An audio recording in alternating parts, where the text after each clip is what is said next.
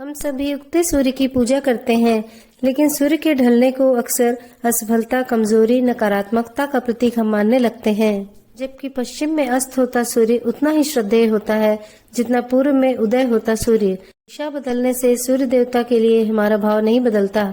दुनिया यह मानती है कि जिसका उदय हुआ है उसका अस्त होना भी निश्चित है, पर आज मैं एक ऐसे त्योहार के बारे में बात करने वाली हूँ जिससे हमें यह शिक्षा मिलती है कि जिसका अस्त हुआ है उसका उदय होना भी निश्चित है।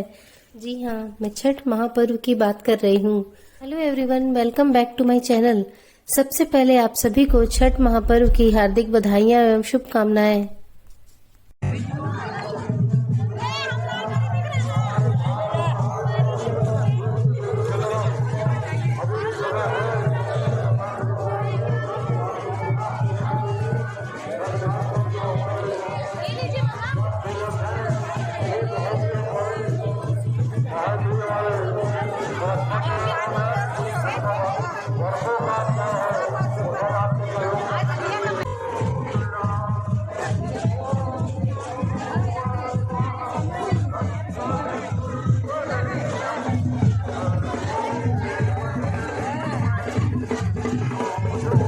दिवाली के बाद कार्तिक मास की शुक्ल पक्ष की षष्ठी को यह त्योहार मनाया जाता है।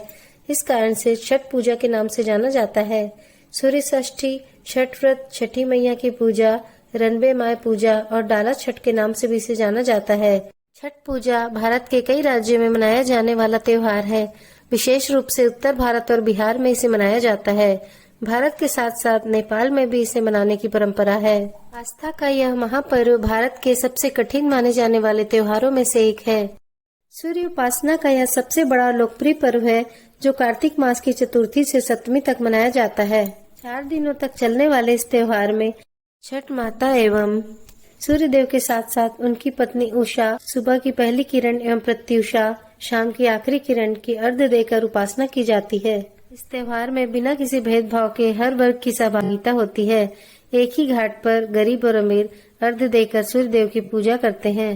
इस त्योहार की शुरुआत कार्तिक मास की चतुर्थी के दिन नहाय खाए से शुरू होती है। इसमें नहाय का अर्थ है नहाना। जो महिलाएं इस व्रत को करती हैं उन्हें सुबह उठकर चतुर्थी के दिन नदी तालाब में नहा के स्वच्छ कपड़े पहनने होते हैं। उसके बाद व्रती को चूल्हे पर विशेष भोजन बनाना होता है, जिसमें चने की दाल, कद्दू या लौकी की सब्जी और चावल बनाया जाता है।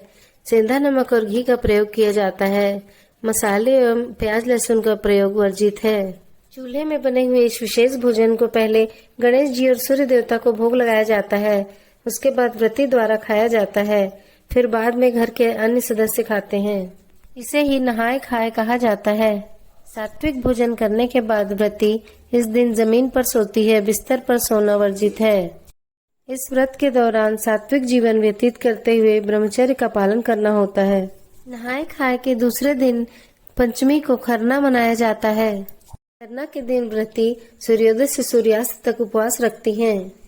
खरना की शाम को चावल और गुड़ से बनी खीर बनाई जाती है, जिसे रसिया कहते हैं। चूल्हे पर बनाई गई इस खीर में स्वच्छता का विशेष महत्व होता है।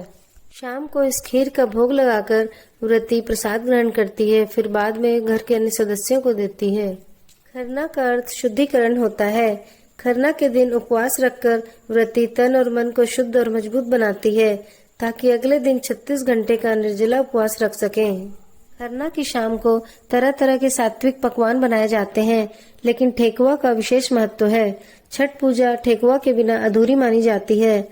गेहूं की नई फसल का आटा पिसवाकर गुड़ और सूजी के साथ ठेकुआ बनाया जाता है। कार्तिक मास की षष्ठी तिथि को छठ पूजा की मुख्य तिथि मानी जाती है।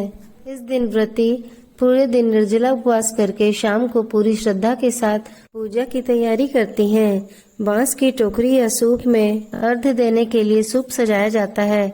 सूप में ठेकुआ और अन्य कई तरह की मिठाइयाँ होती हैं। फल भी होते हैं, जिसमें गन्ना प्रमुख होता है, और तरह तरह के पकवान बनाए जाते हैं और उन्हें सूप में सजाया जाता है। व्रती पूरे परिवार के साथ डूबते सूर्य को अर्घ्य देने के लिए घाट पर जाती हैं।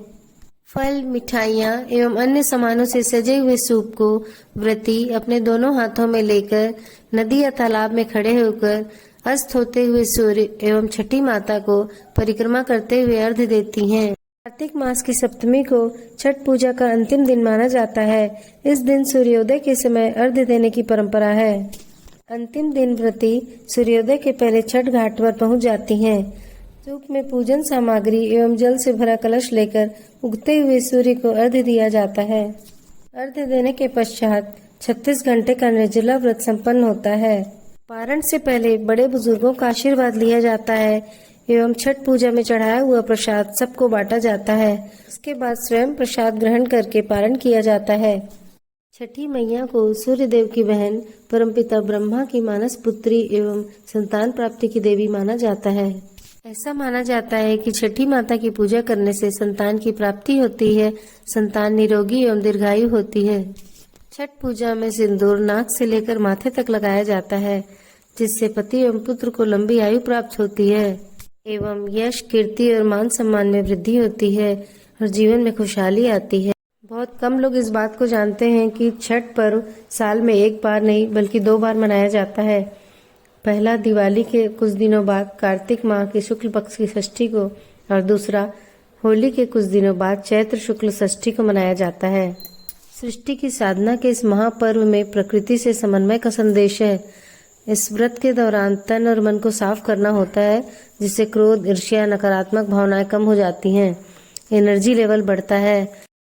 पूजा करने से मानसिक शांति भी मिलती है और उम्र बढ़ने की प्रक्रिया धीमा करने में मदद मिलती है। एक बार यदि छठ पूजा प्रारंभ की जाए तो हर साल इसे करना पड़ता है। घर में यदि किसी की मृत्यु हो जाए या कोई बीमार हो जाए तभी व्रती इस व्रत को छोड़ सकती है। छठ पूजा को मन्नतों का पर्व भी माना जाता है, क्योंकि इसे करने वाली की सारी मनोकामनाएं पूर्ण होती हैं।